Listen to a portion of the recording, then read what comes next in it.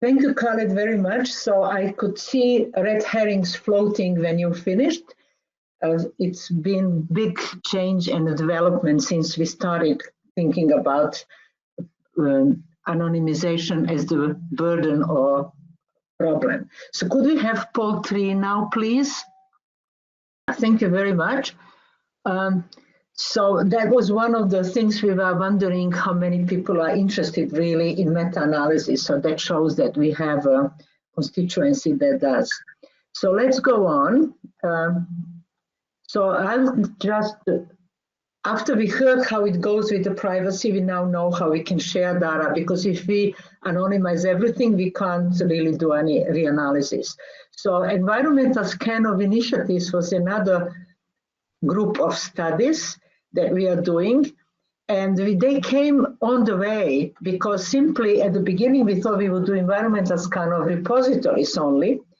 And then we realized there are many players, some of them we mentioned earlier, some of them Khaled mentioned, like YODA, CSDR, fair sharing, Ottawa Statement, Declaration of Helsinki, Institute of Medicine. So it's really a lot of stuff going on, big and small ways, changing our view of data sharing. So we then would like to discuss particularly 4 initiatives that are actually platforms. And one of them is CSDR, which is consortium of 15 pharma companies and 4 public funders as of this year. That means that we shall have academic trials also shared. It's a platform, and Wellcome Trust is organizing the review committee to which you apply to get to the data. All of these platforms are restricted access, not open access. You have to apply in order to. The other one is YODA project that was also mentioned by Yale University, and these numbers refer to trials by Johnson & Johnson, that's the major provider. And now apparently they're getting some academia as well. The project Datasphere is specific. We don't normally in IMPACT Observatory didn't particularly go to after disease specific, but Project Datasphere is sharing clinical trial data from cancer research, and it's also it's practically another platform, but also has a repository. And then there is a new kid in the block, which is Vivly, which is aiming to be a platform that would also have a repository and be platform to link to others and enable some sort of a possibility to analyze. So how do these platforms or initiatives, I love to call them all initiatives, work? There is established partnership with data providers, and when investigator requests, it's a review of the request of that proposal, and many of them have independent scientific review or combination with the data provider review and scientific review, like Vivly has both opportunities. And then usually with the independent scientific review, again, the data provider has a final approval. So the environmental scan of repositories, so they share, environmental scan initiatives is sharing a lot of data.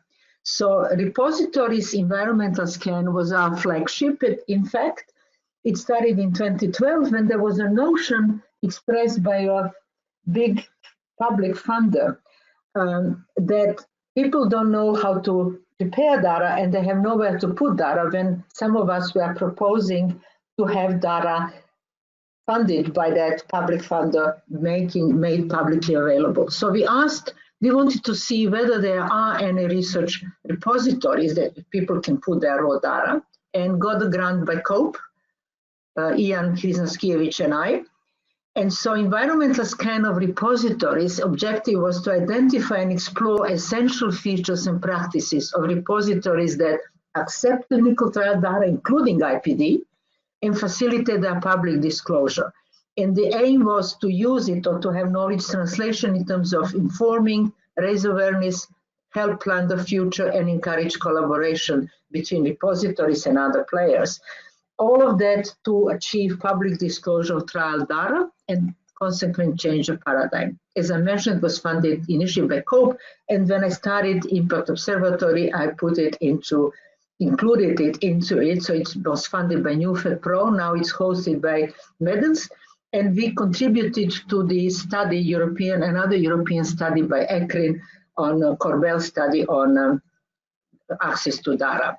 So the methodology of repositories is, of course, you have to select which repositories. We selected those in public domain that harvest clinical trial data.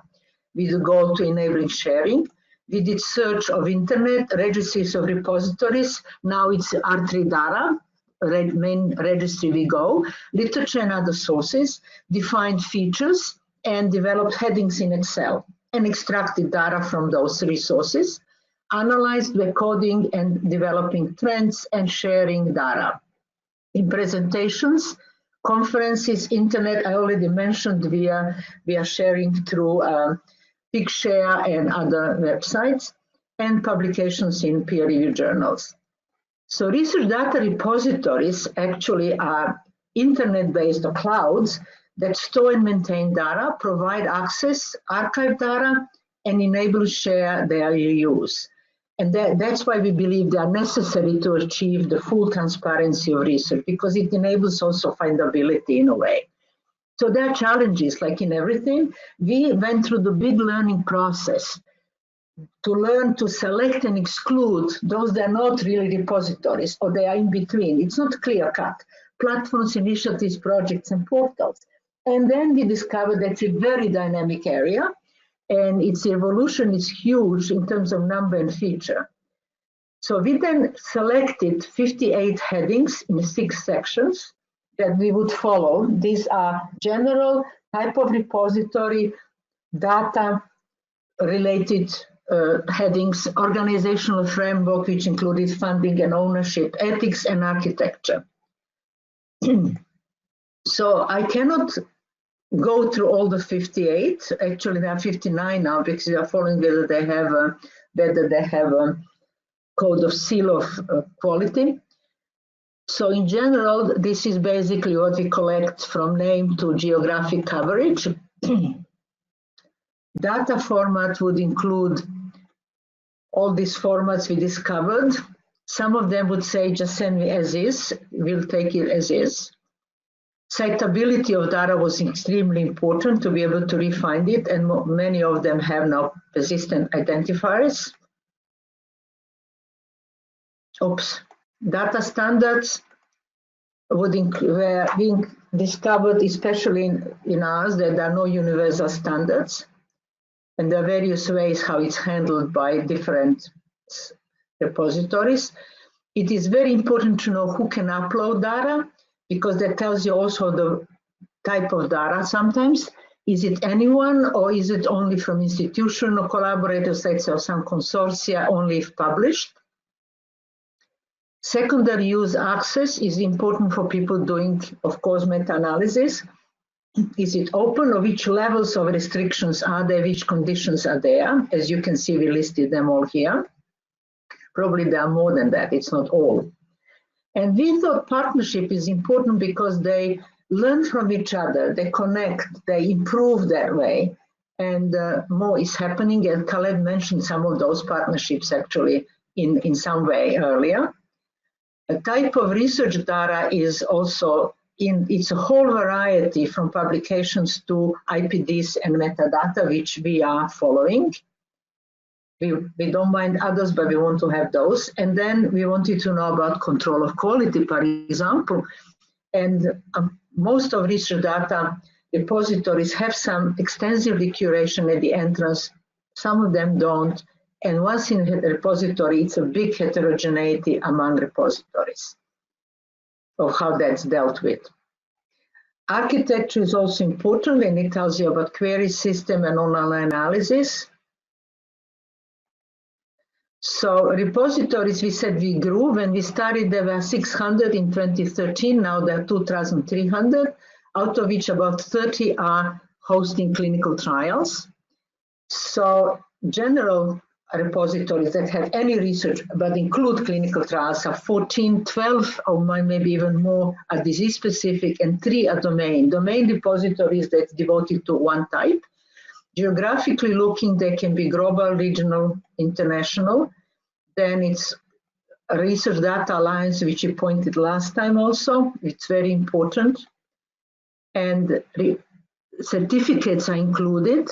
Research Data Alliance is following how to share data. Certificates are being included in many. Repositories assign PIDs. R3 Data Registry has many valuable information, but search issues there, you cannot really easily find clinical trial repository. They would need to improve specific descriptors. There are no universally accepted standards, and there is a big heterogeneity. So clinical trials are hosted by general repositories hosting clinical trials. There are 16. 2 of them are domain. And then geographic distribution can be here. It's anything from global to institutional with the stuff in the meantime. And then we have open access 7. Others have combinations of how you can access data. Then we analyze the PIDs assigned mostly DOI by repository, 14 repositories to their data sets. Others do not. One of them is registry, so it's the number based on registry, so it's registration number. 5 have certificates so far. So this is the repositories we looked at and analyzed in this year. And if you know of anyone more that is general repository hosting clinical trial data, please let us know. We would like to include and share. So the main repositories that are hosting any clinical trial data is the UMIN, which is based on clinical trial registry in Japan. And it's also now Vivli, that is portal, but also a domain repository. And disease specific is definitely Project DataSphere that's sharing and hosting clinical trial data from cancer research.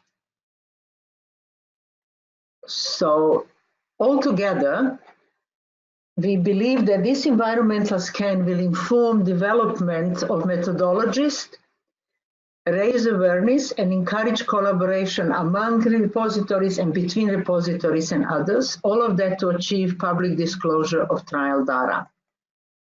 So in summary, definitely we answered the initial question. They exist, features keep improving, we still have a shortage of domain repository, and that improvement is needed. Could we have the poll number 4 now?